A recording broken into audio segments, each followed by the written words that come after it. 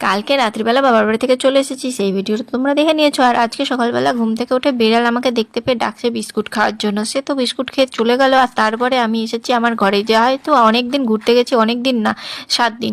এই 7 দিনের অবস্থায় আমার ঘরটা আর দেখা যাচ্ছে না। 7 দিনে যদি এই হাল হয় তা আরও কদিনে কী হবে কে জানে।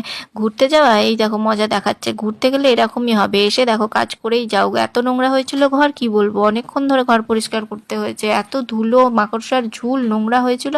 সমস্ত ঘর পরিষ্কার করে তারপরে এসেছি যে রান্নাঘরে। আর বাড়িতে প্রচুর সবজি ছিল বলে বললাম আজকে মাছ টাছ কিনতে হবে না, তো এই রান্না করে দিচ্ছে। আর এই যে ঝিঙে পোস্ত করলে, এটা বাড়ির সকলেই পছন্দ, আমারও খুব পছন্দ। তো এদিকে ডাল ঝিঙে পোস্ত করেছিলাম আর একটু পটল হয়েছিলাম।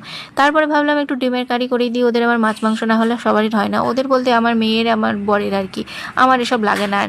তো যাই হোক, এই ছিল আজকে ছোট্ট একটা মিনি ব্লগ। কেমন লাগলো অবশ্যই জানিও, ভালো লাগলে চ্যানেলটাকে লাইক কমেন্ট শেয়ার করে দিতে ভুলবে না। Tata, bye bye.